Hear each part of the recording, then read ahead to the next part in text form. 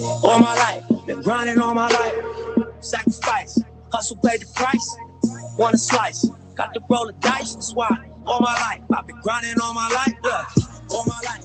Welcome to Darren and Sterling here on ESPN, Kansas City, 1510 AM, 94.5 FM, 1510.com, and Facebook Live. I am Sterling Holmes live in studio on a extremely windy, incredibly windy Wednesday afternoon, while Darren is out there in sunny LA. Darren, how you doing, my man? How does it look like I'm doing?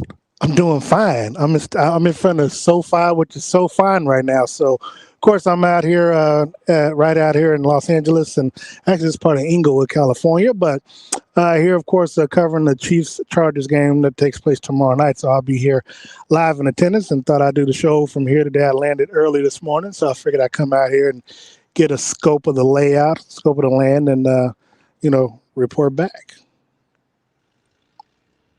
Yeah, I'm a little surprised. I thought you were going to be there later because you're going to take some of those vouchers, but Delta vouchers. They didn't have just keep racking them up. That's what I was expecting from you. It was literally a full plane, but they didn't have any. I mean, they didn't have any opportunities for me to take advantage of it. Trust me, I asked as soon as the lady got there. I was like, "Need any volunteers?" Like, no, it's a full flight, but we don't have any overages. I was like, doggone it. So yeah, I was ready for them for those gift cards, but didn't come through today. Maybe on the way back, but we'll see.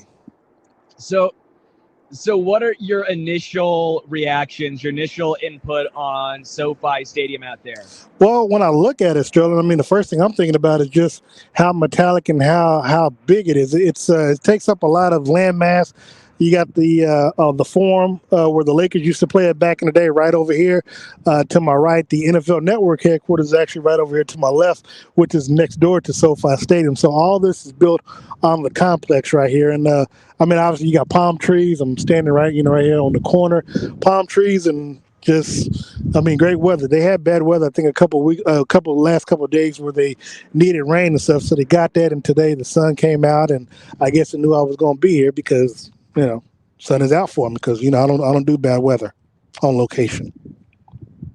Hey, sun is shining, baby. You're out in LA. You can't complain at all. Nah, I can't. Big news coming out for tomorrow's game, though. Chris Jones, not officially listed as out, but looking extremely doubtful. Willie Gay Jr. is listed as out. L'Jarius Sneed is listed as out. Josh Gordon is listed as out. How big of a loss is this for Kansas City? Big loss for Kansas City, obviously. To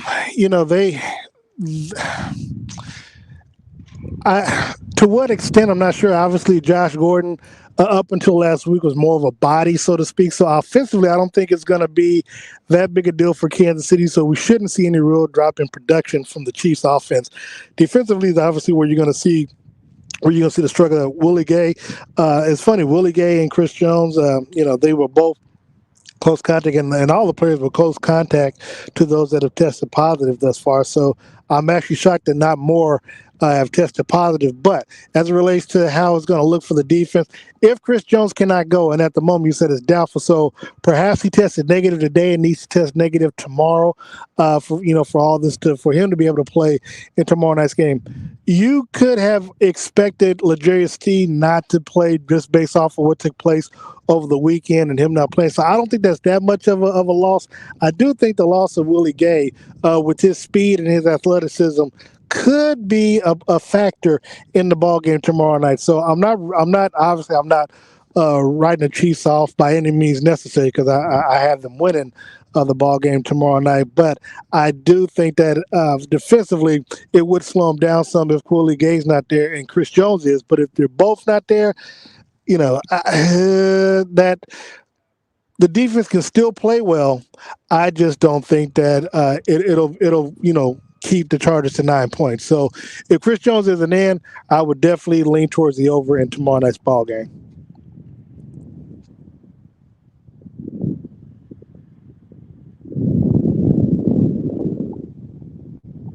Personnel dominoes. Josh Briscoe broke it down very nice on his Twitter. No Willie Gay Jr. means the rest of the linebackers have to step up and try to handle Austin Eckler. That means a lot more, let's say, Ben Neiman. That means maybe Nick Bolton more on third downs when we all know, as much as I love Nick Bolton, I think he's a phenomenal player, his worst attribute currently as a professional linebacker is in coverage. That's difficult.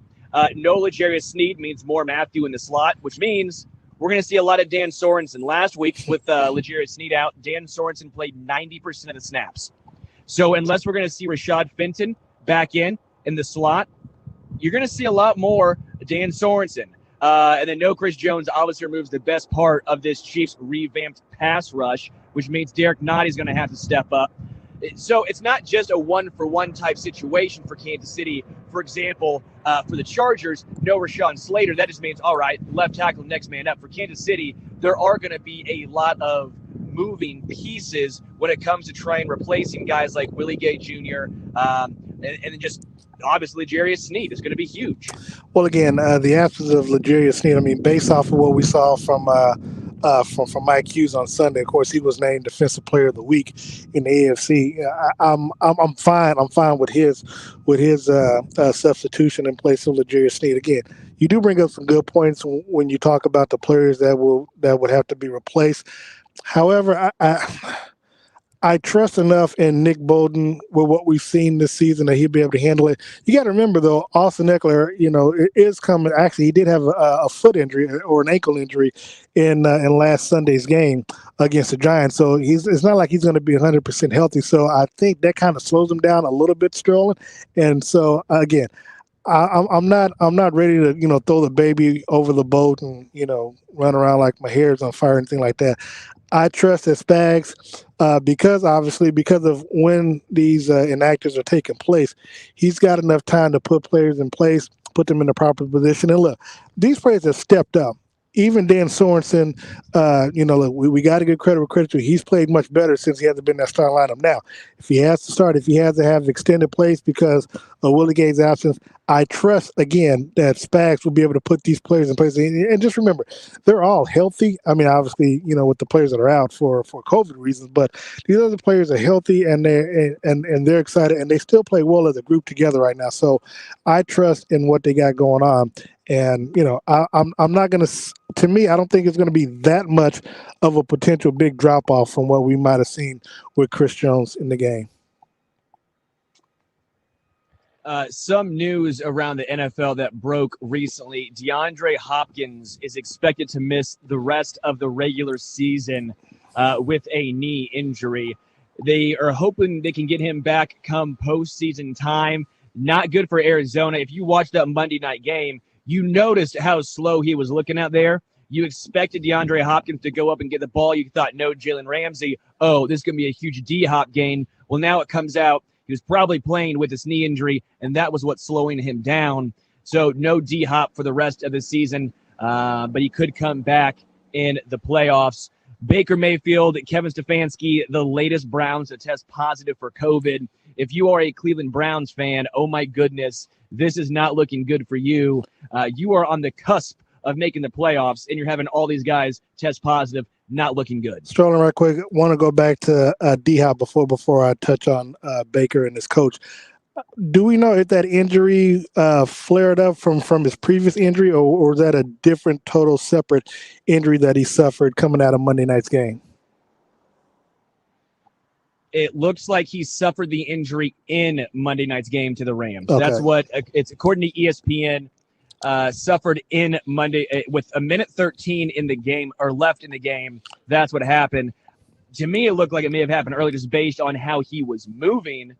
But according to ESPN, it happened with a minute 13 left in the game. Yeah, I mean, I could because I'm trying to picture back. I do remember him getting up slow from a play, and I don't know if it was when he went out of bounds, if he went up and caught a ball, because I noticed that there were more passes being thrown to A.J. Green after that. So, obviously, we hope for the best for D-Hop. If he's gone for the remainder of the regular season, depending on the severity, I did read reports that he was looking to get a second opinion of it. So depending on what that second opinion comes back with, I'm not sure if he comes back at all, even if it is in the playoffs, unless they have a deep play or deep run in the playoffs. I don't see DeAndre Hopkins coming back this season if that's the case, and if so, I think that's going to be the end of the Cardinals' postseason dreams. Obviously, they'll get there and they'll play, but if you don't have them for the rest of the season, you might be in a situation where you end up in the wild card, and the Los Angeles Rams ends up, being the NFC West Division champions, and then you have to travel on the road, which is something. It might work in their favor because they've actually been able to play, I think, 3 games without D-Hop as well as Kyler Murray, and they're undefeated on the road. So it could actually work out in their favor if they have to go on the road versus playing at home in the playoffs.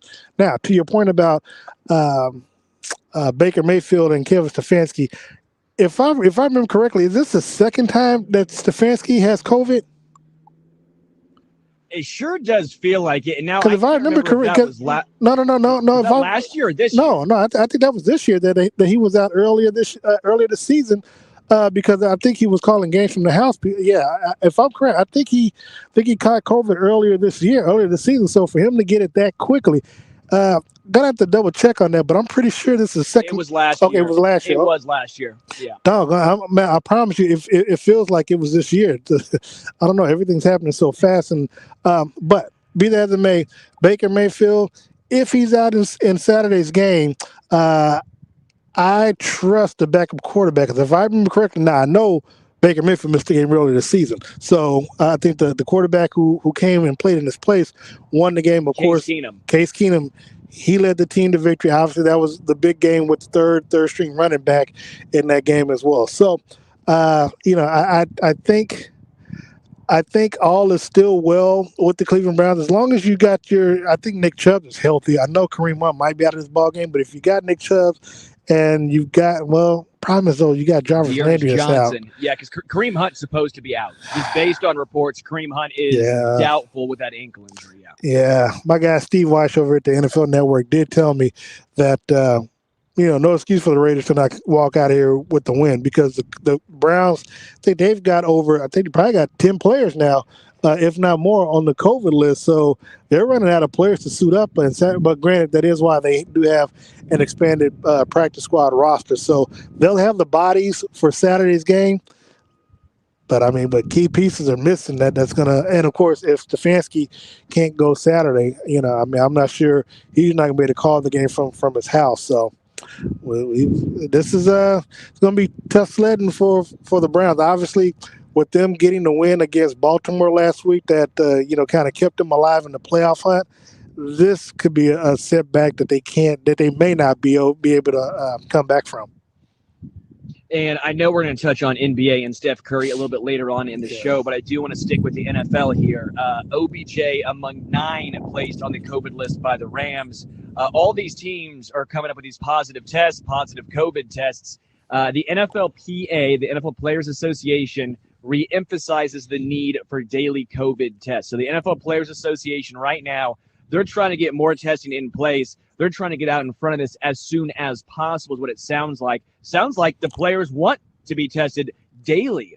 Well, that's what happened last year, Sterling, and because of the vaccination, the league decided to step back or to pare the daily testing back.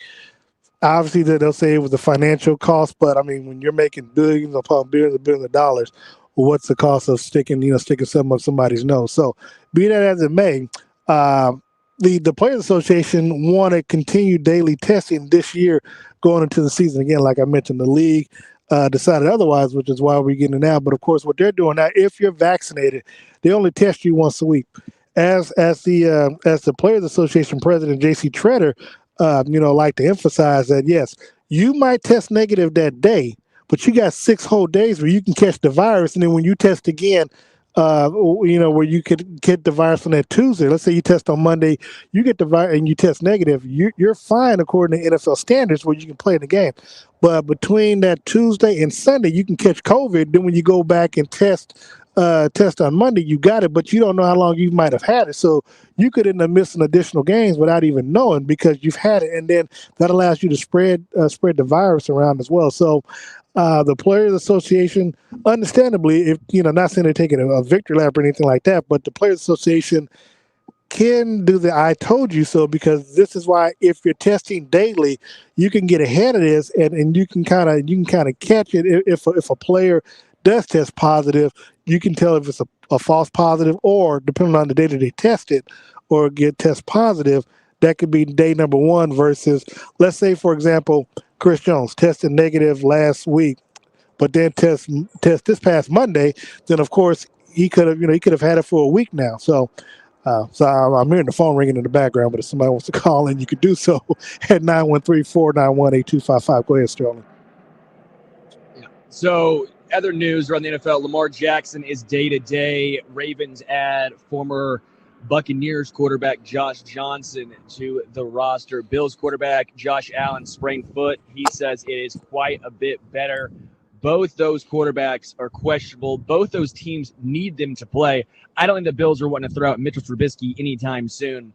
Both these teams need wins. The Bills might be the best 7-6 team. They are the best 7-6 team in the NFL, just based on what they're. If you look at some of the analytic numbers, I think maybe you need analytics, Sterling. Well, no, but they have the third best point differential in the NFL. They're supposed to be a 9-win team based on the numbers. They're a 7-win team. They've had bad and close games. They've had some unlucky things go their way. I still think Josh Allen, the Bills, they're a scary team to get to the playoffs, but for them, they got to get to the playoffs. So for the Bills' sake, they need Josh Allen and that foot to get right. Yeah, the problem is time, and the other problem is that your injuries don't really get better while you're playing on it. Like Aaron Rodgers' toe is not going to get better between now and the end of the season. So that's the issue that Josh Allen's going to be facing now. Hopefully he's resting. Hopefully they don't have him practicing. I don't think he needs to. I think he's like Aaron Rodgers. I don't think he needs to practice. He knows the plays. He knows what he needs to do.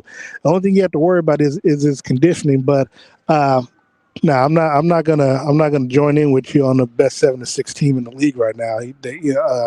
So I mean, I'd still go with the Bengals, but above them, even though they beat them head to head. So that's probably something crazy on my part. But what I will say is this: it is important that he's healthy coming back. Now, who do they play this Sunday? 1 second. This is your team, so you're supposed to know their schedule like the back of your hand. See, like this, the Chiefs play the Chargers tomorrow night. So, yeah, I figured that out. Well, I get that. All I can hear is a plane. Yeah, okay. Well, I mean, it's by the airport. What can I say? Panthers. They play the Panthers. So that should be an easy win, even if it is Mitchell Trubisky. I'm not going there. It's Mitchell Trubisky, so. I would take Trubisky over. This is crazy to say it. I might take Trubisky over any of the quarterbacks right now currently on the Panthers. Is this game at home or on the road for them? And PJ Walker. It's in Buffalo. Oh, okay, I'll take Buffalo then. Depending on the weather. But look, be that as it may, I like Buffalo's chances to get to the playoffs. Again, I think what's going to be key for Buffalo, Sterling, is that they need to win that game against New England when they play against them the following week, not this week but the next weekend. If they can split with New England, I like their chances of getting to the playoffs. If not, then this is going to be a disappointing year for Josh Allen and the Bills.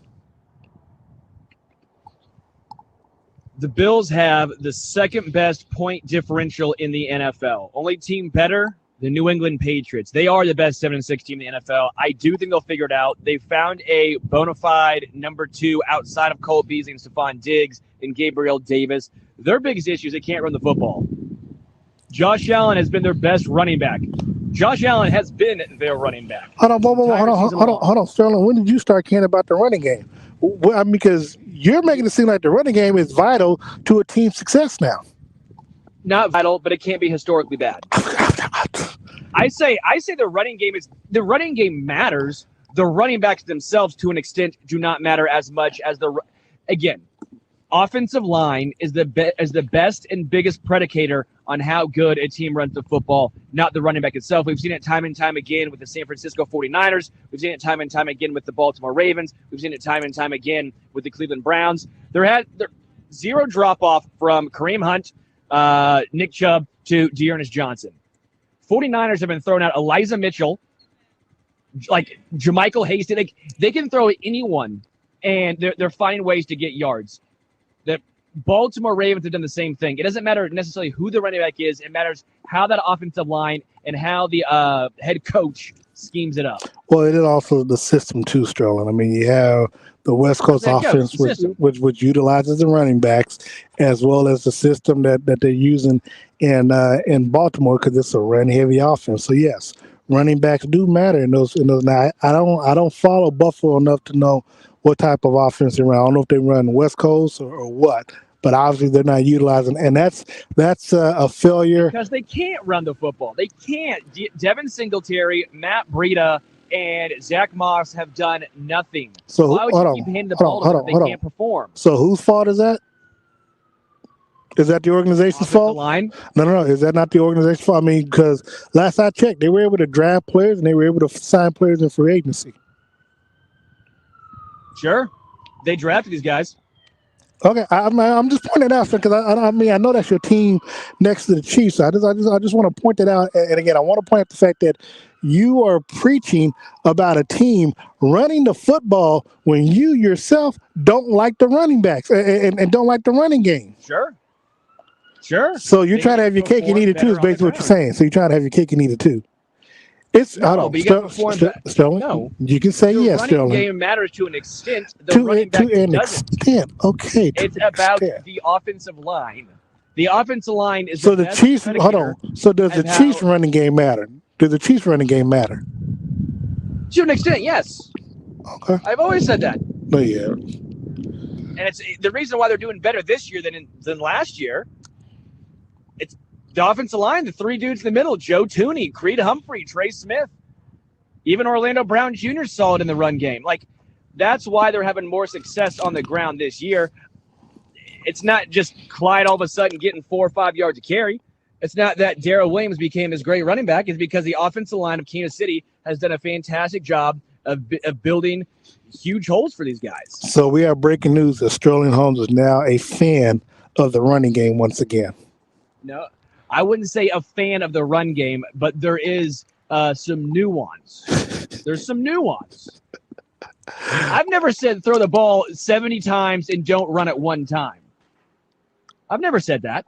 Okay, so the running game is vital to a team's success, but you just don't want to pay running backs. Correct. Because the running back isn't the best indicator. It's the offensive line and the scheme. Okay. Why would I pay a running back when you see what happens? Tony Pollard's better than Zeke. Saquon, that looks like a great contract. Christian McCaffrey looking like a really good contract right now, huh? Those looking pretty good? You didn't have no problem when they paid Christian McCaffrey. Todd Gurley really did a great job. Todd Gurley was a great contract. You know what? I could also blame the coaching and not putting players in proper places and calling the right place. Because last I checked, I think Kareem Hunt has been successful thus far. I mean, minus the Is he getting paid $20 million a year? Well, I mean, had he been in Kansas, had he stayed in Kansas City, he might have. And I would never pay a running back that much. That's the whole point. There's always nuance when it comes down to it. Certain guys are worth more than others. Guys like Alvin Kamara, who are great pass catchers, are worth more. But even guys like Christian McCaffrey at this point, who can't stay healthy, he may be the most talented dude in the world. But if you can't stay healthy, what good is that? There's always going to be some nuances to that. Austin Eckler's not getting paid an obscene amount of money. It all comes down to what can you get, because you see guys like James Robinson, who were undrafted, put up fantastic numbers. You can get a lot of – there's running back is the position where there's the most talent across the board. It's the easiest position, in my opinion, to replace. I would prefer the Chiefs to spend money elsewhere, and high draft picks for that matter.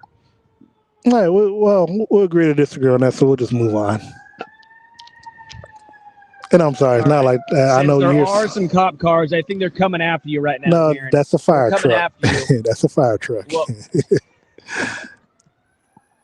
since they're trying to put out your hot take over there, we'll take a quick break. We'll come back. I do want to talk some NBA. I do want to talk Steph Curry breaking the all-time three-point record and Ray Allen being there last night in the Garden. Darren and Sterling here, ESPN, Kansas City. No word in the English language is less convincing than probably. Are you sure we should get matching tattoos on our first date? Sure. We'll probably stay together. Probably? It's been 23 minutes since I ate. I can probably swim. You should wait 30 minutes. Okay, tell me what to do. Cannonball! Cramp! Oh, I have a cramp. I can probably hit the green from here. Probably. Can I get a mulligan? Ready to go? Hey, are you sure you're okay to drive? Yeah, I'm pretty sober. Yeah, I'm probably okay. Probably okay isn't okay, especially when it comes to drinking and driving. If you're drinking, call a cab, a car, or a friend. Buzzed driving is drunk driving. A message brought to you by NHTSA and the Ad Council. A KC tradition since 1957 and voted the best steak in Kansas City, Hereford House is a locally owned steakhouse that has served generations of Kansas Cityans. Hereford House exclusively serves certified Hereford beef. All their steaks are aged 21 days, hand-cut daily, and grilled over an open charcoal flame. Go to HerefordHouse.com for hours, new menu items, and to make your reservations. Follow Hereford House on Facebook and Instagram for exclusive specials. Hereford House, voted Kansas City's favorite steakhouse.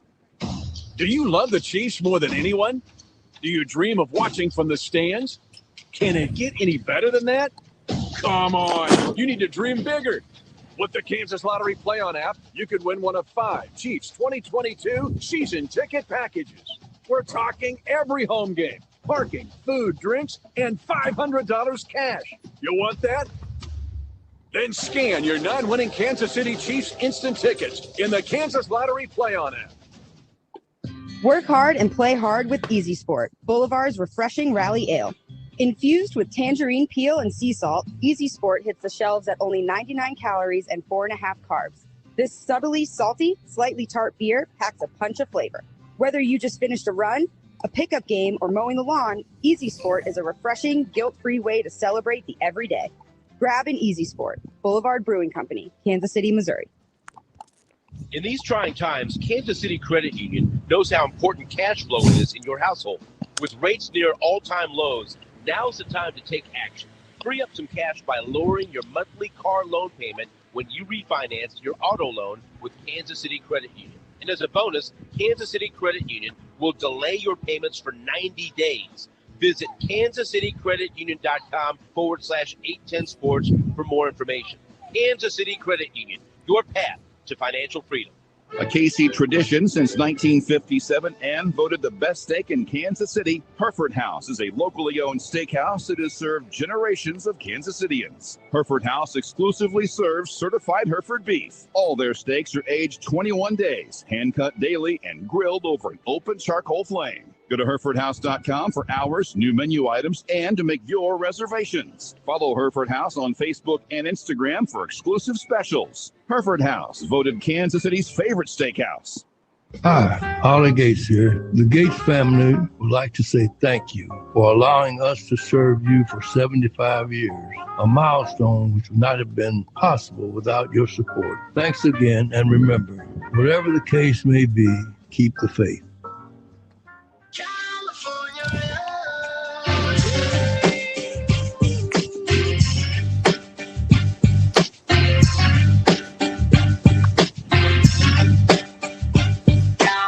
Welcome back to Darren and Sterling here, ESPN Kansas City, 1510 AM, 94.5 FM, 1510.com. Sterling Holmes live in studio. Darren Smith live in California, right outside SoFi Stadium. Got to give you a little California love. I do want to give a shout out to Kendall on Facebook Live, saying wasn't Zeke a number 4 overall pick? Couldn't do a thing once that offensive line no longer had all those first-round picks on it. I'm with you, Kendall.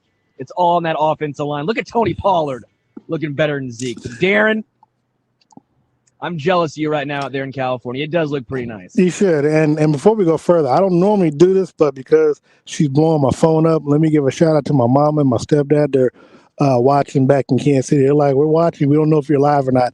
I am live. As I explained to them, was in a commercial break. She was waving at me, so I'm waving at her. So I want to thank everybody who's watching us on Facebook, YouTube, Twitter, Roku, all that good stuff. So thank you so much for tuning in. Always got to shout out the parents. You always have to. It's always a good look. Yeah, I mean, well, if she commented every now and then, it'd be nice, but just, text me in the middle of the show, so, talking about don't turn her back on her. My dad going, hey, tell Bob Kendrick to get ready for the smooth golf swing in the tournament next week, whatever that was. I'm like, yeah, thanks, Dad. That's great. But I do want to talk about Steph Curry. Yeah. He broke the all-time three-point record last night, passing Ray Allen. Ray Allen was there in attendance. They stopped it after he hit it.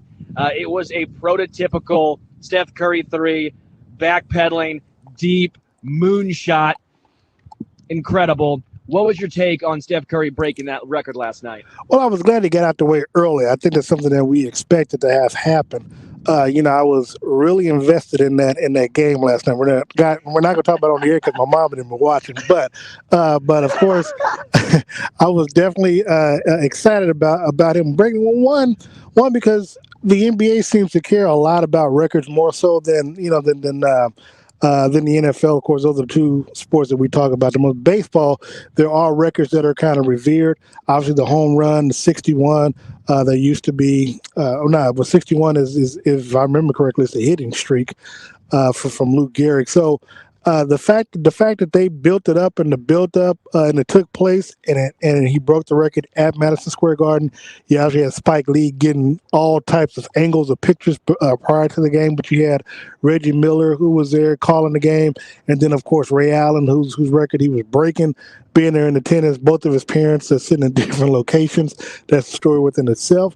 But I do also love how they stopped the game. They took time to acknowledge it. The fans at Madison Square Garden loved it. I mean, they were cheering. I mean, every time he had the ball, everybody stood up on their feet because they're thinking this is the time he's going to take the shot. And I think he missed the shot twice before he made his first three. I think he missed it twice and then hit on his fourth attempt, his third attempt after he made his first shot. And so I love seeing it. I do love the fact that Under Armour kind of, did a thing about it from his childhood all the way up to, to his current shot that he made. And I just thought that, it was a good look for the NBA and for players altogether. I'll give you a second there, Darren. Just to me, it shows a guy that has legitimately changed the NBA. This was a man who completely changed the landscape of the NBA. And the fact is, how old is he? 33? 32? I think he's 33. It's funny. He really doesn't seem that old, but but he's been in the league, 7-9 years. Well, longer than that. He also played at Davidson for 3 or 4 years. So it's not like he came out as a freshman. So he's got a little bit older, more age than some of the other guys. But to me, what's so impressive is he beat Ray Allen's record in like 500 less games. Well, incredible amount of 500 less shots. Yeah, but strong. It's just so impressive, his consistency. Yeah, but strong. Here's the most impressive part, even of what you're saying. Remember, he missed a full. I think he missed a full season with a hand injury, or most of it, and then he's had injuries. Prior to the season that he was out with his hand injury, so he probably missed essentially a year and a half, maybe two years. I'm sorry, that might be Clay, but the fact that he's missed at least a year's worth of games, that he could have broken his record a long time ago, in fewer games possibly.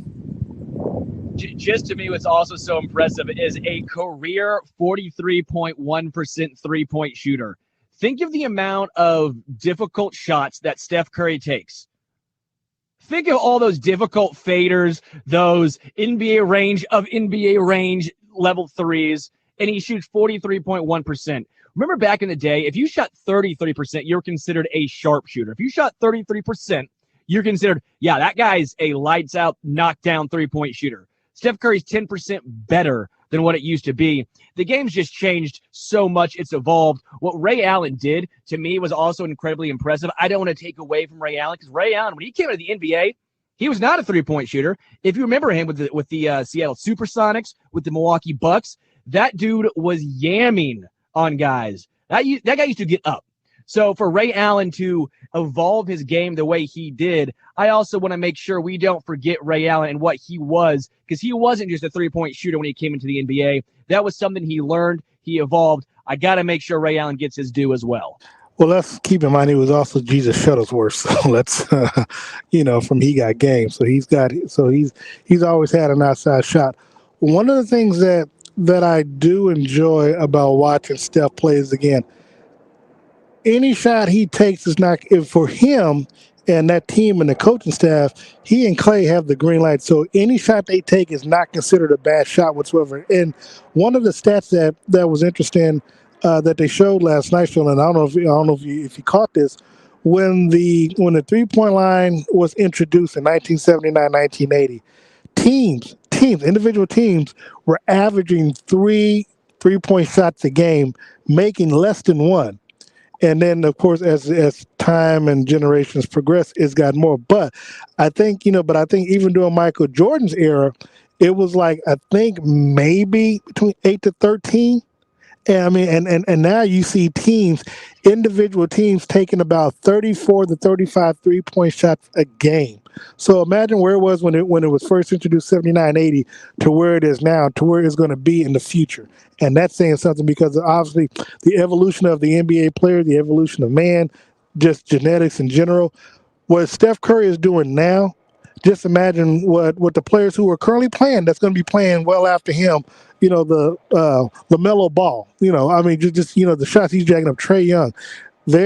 Granted, it seems like some of them been in the league for a minute, but it's only been like 3 years for like Trae Young right now. So just imagine when he gets to year number 10 or year number 14, like Steph Curry, how many shots he'll have. And then again, if you look at Steph, what he's doing now, if he stays healthy, if he's continue to play at a high level over the next 3 to 4 seasons, how far out of reach he might put that particular record. Yeah, just to me, Steph Curry, if he can stay healthy, he seems like a guy who can play for a long, long time as strictly a spot-up three-point shooter. If you can shoot in the NBA, you'll find a role for you. Look at Ray Allen. I mean, Ray Allen, towards the end of his career, I know he was in phenomenal shape, and I know he was a little bit taller than Steph, but he wasn't some defensive guy anymore. He wasn't driving by guys, and when he was in Miami, he was still good enough to basically win that championship. That shot saved the NBA championship, that corner three. So if Steph Curry stays healthy, I think he has every opportunity to play until he's 40, 41. That, to me, is not out of the realm of possibility. The other difference between Steph and even to an extent the difference between Steph Curry and Ray Allen, and to an extent Reggie Miller. Well, Reggie Miller was the number one focal point. Ray Allen, after he left Milwaukee to go to Boston and then Miami, he wasn't the number one option. So, but Reggie was getting a lot of his shots off of screens, and he didn't take as many volume-wise like Steph Curry did. So when you see what Steph Curry's doing, he has the green light. He's the number one option. Again, he can take 16 threes and not worry about getting benched or whatever, where other players, Reggie Miller, Ray Allen, they never thought about taking that type of volume amount of shots. Reggie Miller might have had the green light to do it, but I don't think I don't think he would have done so, or if he had, would have been as efficient as Steph Curry has been over the years. There has never been a greener light in the history of the NBA than what Steph Curry has. You're right to an extent as well. Well, Clay has play it for too. A guy like Steve Kerr, Steve Kerr in his own right was a three-point shooter, right? So when you play for a head coach who knows and understands the value of the three, who understands and allows you to be you, doesn't try to bring you back, doesn't try to pinpoint and say, hey, man, you can only shoot 8. You can only shoot 5. The guy bring the flow of the game. The fact that Steph Curry came together, to me, that's also one of those things that just has to happen. Just how you look around Phil Jackson with Michael Jordan, Phil Jackson with Kobe and Shaq. There's always systems that put players in the best possible situation to succeed. For example, if Steph had a different head coach, would we be talking about something different? Would he be strictly a J.J. Redick at this point?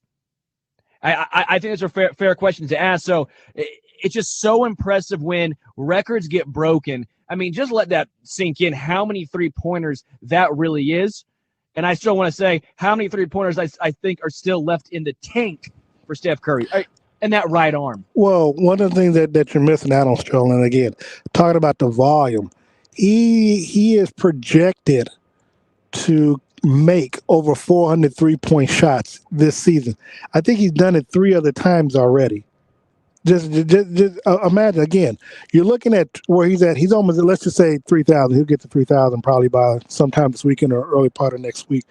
You divide 3,000 by 400. That's seven and a half years. So I mean, now obviously, he's built up to it, but I think if he's done it 4 times where he's done it and he's played a number of years, if he keeps shooting at that clip over the next 4 years, that's 4,500 3-point shots, Sterling, that he's made, not attempted, but made at a minimum. It would take somebody damn near a lifetime. I mean, if now, first of all, they'd have to be able to be efficient. They'd also have to be accurate to make 400 threes. But you're looking at that. You'd have to do that for at least 12 seasons to make 400 just to catch up with them.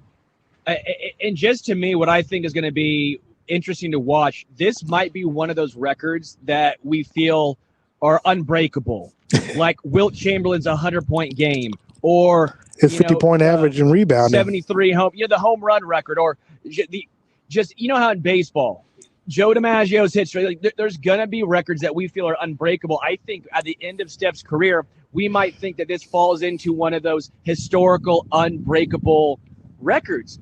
Just based on, I don't care that players are shooting more threes now. I don't care if percentages go up. What he has done and how the longevity he has, because even Trae Young, I just don't think the efficiency or the longevity or all that's going to be there. Steph Curry, I think, is a one-of-a-kind type of player, and I do think his record, when it's all said and done, might feel unbreakable. It'll be unbreakable because he's got 2 years up on Klay Thompson, obviously with Klay being injured. The other thing that again, I don't know if you saw what Under Armour, the video they put out right after they went to commercial when he broke the record, but what it showed me was that even as a kid, he was always practicing the outside shot. So for him, it comes naturally. It's like muscle memorization. I mean, it seems like it doesn't matter where he's at. He has that stroke, and he has a long distance stroke because he's always worked on it. Where if you saw where dad's like, "Come on, you got to make a shot." Here he is as probably 2 years old. On his little goal or whatever, but he's still draining buckets. And as you saw when he was in AAU and being Little League and YMCA, I mean, he's just throwing. I mean, he's not throwing up shots. He's actually shooting that's a regular shot for him. Again, a regular shot for him is like a free throw for others. And so, again, because he's done it for so many years and been so successful, it's muscle memory. Even if his legs start to go from him, he'll still have enough of an arc, enough of muscle memory that he'll still be able to get that shot off. I do want to take a quick break because when we come back, I want to talk some more NFL. Remember Dee Ford? Yeah, I remember. Remember Dee Ford? Yeah, well, he is now out for the season due to a back problem. A lot more I want to get into talking NFL. I appreciate talking some NBA and Steph Curry with you, Darren. It's always an enjoyable time. But we will take a quick break. We'll come back, finish the show talking NFL. Darren and Sterling here, ESPN, Kansas City. Space Camper Cosmic IPA is a juicy, hot blast of flavor. Citrusy and balanced, this is an IPA with a mission to save the Earth because it's the only planet with beer. You might not know it, but Boulevard Brewing Company has been passionate about taking care of our planet for decades. Between their zero-waste brewery to Ripple Glass, Boulevard has been making great beer you can feel great about. Stock up on Space Camper Cosmic IPA today. Boulevard Brewing Company, Kansas City, Missouri. No word in the English language is less convincing than probably.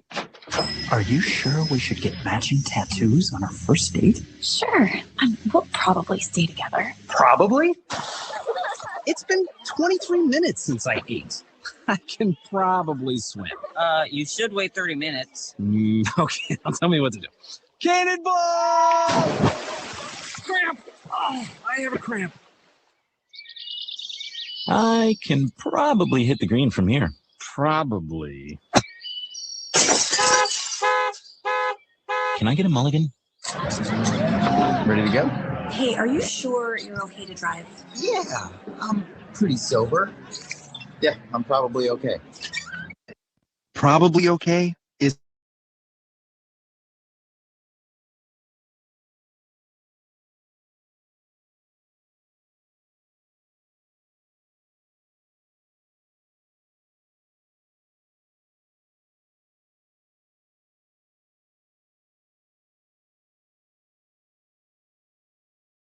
House exclusively serves certified Hereford beef. All their steaks are aged 21 days.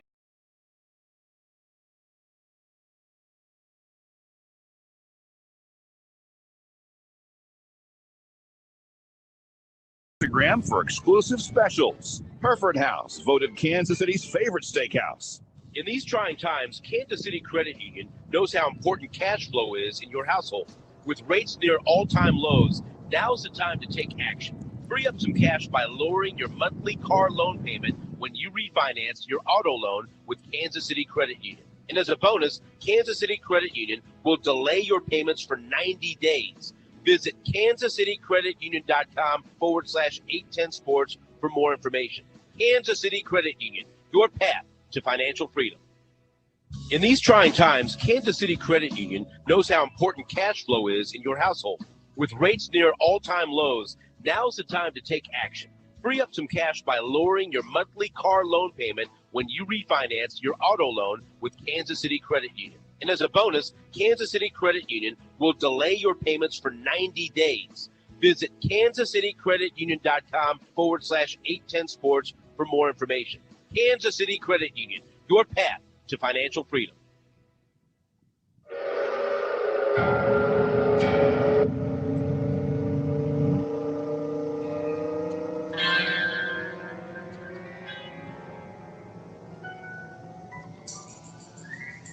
Welcome back to Darren and Sterling here, ESPN Kansas City, 1510 AM, 94.5 FM, 1510.com, Facebook Live.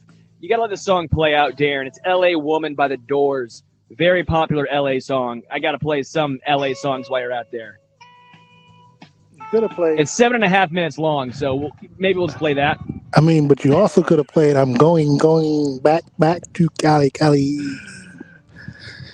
Okay, Hey, I'll go with I'm it. just going to go ahead and say, Darren, Lebo would have known it. Lebo would have known. I'm not Lebo. Lebo also wouldn't dress like this either on a show on a Wednesday afternoon, looking this fly in front of Lebo would SoFi. not be in here. I'm rocking a polo. You're full suit. Lebo would be out there rocking a sweatshirt and jeans. So That's what I do, man. Got an image. You might be outdressed. You might have outdressed him. Of course. Wait till tomorrow night, though. Well, you'll see tomorrow afternoon, unfortunately. So I'm going to display it early and then, of course, to the world a little bit later on. Darren, you might need to pull your mic in there. It's getting a lot of background noise. It's a lot of background noise. But I do want to say 49ers, D Ford is going to be out for the season. Not good. Basically, ever since he's gone to San Francisco, it's been back injury after back injury. Starting to seem increasingly likely that this is D Ford's final season as a 49er. This is not good. No, If Chiefs won this trade would be an understatement. Getting a second-round draft pick for D Ford. Yeah, they won one of the most explosive players off of the line, but could never stay healthy. You got to feel for a guy who has that much talent, but can just not stay on the field. I feel for him, but I don't feel too bad for him because he got paid a lot of money between the Chiefs and the 49ers. So, but yeah, you never want to see a player go out injured the way that he is. I know he said he was also trying to get a second opinion as well, because I think it was reported that he sent his teammates a group text. And they thought that when he told them goodbye, they thought it was for the last time or whatever. So he's still on the team. They can't cut him just yesterday because he has to be healthy. If they cut him, they'll have to pay out, I think, most of his contract and stuff. So they have to wait till he's probably deemed ready to go and then possibly make the cut, because otherwise you'll owe him a whole lot of money. So it's better to keep him than to let him go at the moment. So, as far as D Ford's contract, he signed a 5-year, $85 million contract in that 2019 trade that the Chiefs returned a second rounder. Since then, D Ford's played in only 18 games over those 3 seasons, including 3 snaps in 6 games this year before landing on the IR. Again, you got to feel for D Ford, but at the same time, give Brett Veach, Kansas City, the Chiefs front office, a lot of credit for maybe knowing what you had and getting out from underneath that, because that's looking increasingly better as the seasons and year progresses. I don't want to know. I'm not going to give. I'm not going to give Brett credit, because I think it's more so D4 did it to himself. Had he not jumped off sides and everything played out, the Chiefs would have went to the Super Bowl. Perhaps they win it, perhaps they don't. But he'd probably still be here. And if that's the case, Bob Gunther or whatever the defensive coordinator's name was when he was in Kansas City before he left after 2018. So I think it just happened the way it happened, with him jumping off sides and Chiefs fans knowing that he blew a chance. Well, he participated in a chance for the Chiefs to not get to the Super Bowl, that he wasn't going to be able to come back regardless. So I don't want to give Brett Veach credit for something that that D4 did on his own. Going around the NFL, Jags can't seem to stay out of their own way. Trevor Lawrence They coming done did out now. saying drama has to stop for the Jacksonville Jaguars to win. Well, if that was the case, hiring Urban Meyer might not have been the greatest decision. Trevor Lawrence went out and said there's a lot more drama in the NFL than in college, no matter where you're at. But it's something we got to work on. You can't always be in the headlines. You just got to go play football. That's where we're trying to get at. I have no doubt we'll get there, but that for sure has to change. That's funny. How That's bad rich. do you feel for Trevor Lawrence? He's struggled this year, but he has not been put in the best position possible to succeed when you have your head coach seemingly in the headlines every single week. Are you starting to feel for Trevor Lawrence? Not at all. Look, Trevor Lawrence was always projected to be the number one pick. He knew where he was going to be drafted when he came out. I guess he was a senior, so he knew where he was going to be drafted. Was he a junior or senior when he came out, Sterling? Let me check on that. I would have assumed a junior, but it might have been. I think he came back for his senior year to try and win that ship. Yeah, Sure he came back had already his senior won. year. Let He me had already won the confirm. championship. I think he was trying to win the Heisman. But be that as it may, I mean, I don't. He never struck me as someone. I know everybody talked about him being prototypical, and now he rated higher than all the quarterbacks since John Elway or Andrew Luck or something like that. I've never been impressed with his game. I didn't. I thought that Dabo kind of gave him more credit than the players that were surrounding him. I thought that I thought Urban Meyer would be a better coach at the NFL level, and I think he's failed him. But look, man, sometimes you have to be willing to go out and do things on your own, in spite of the situation that you find yourself in. When I was rewatching The Last Dance, when Michael Jordan broke his foot and wanted to come back and he was ready to play, they didn't want to play him.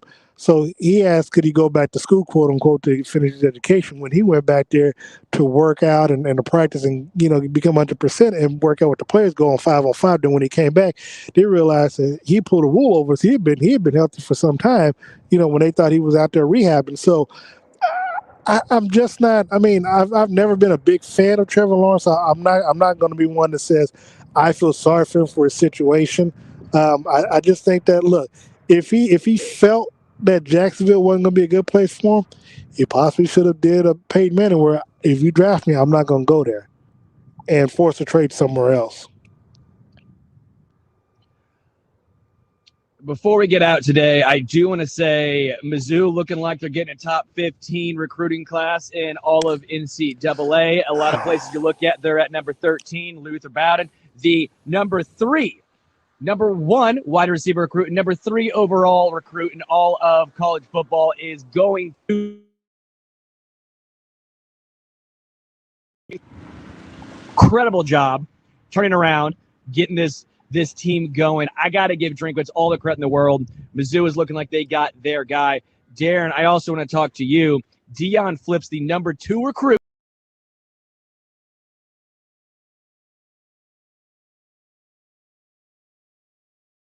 Big is this for Deion? Well, one is big not only for Deion, but it's big for black colleges altogether. I mean, this is the first time in the history of, I guess, 5-star recruiting that a 5-star athlete is signing with an FCS school versus an FBS. And so this is big time. I mean, and this is something that Deion Sanders has always talked about, that you got to remember, man, if you look at the history, especially the Chiefs, a lot of their Hall of Famers from back in the day, Willie Lanier and Buck Buchanan, all those players, Otis Henry, they all came from historically black colleges and universities. So it's not surprising for me because, if Deion Sanders wants to coach you and that's the position you play, it doesn't get no better than him in coaching you. If he coaches you and blesses you, then the NFL is somebody's going to steal him up when it's time for him to get drafted in 3 years.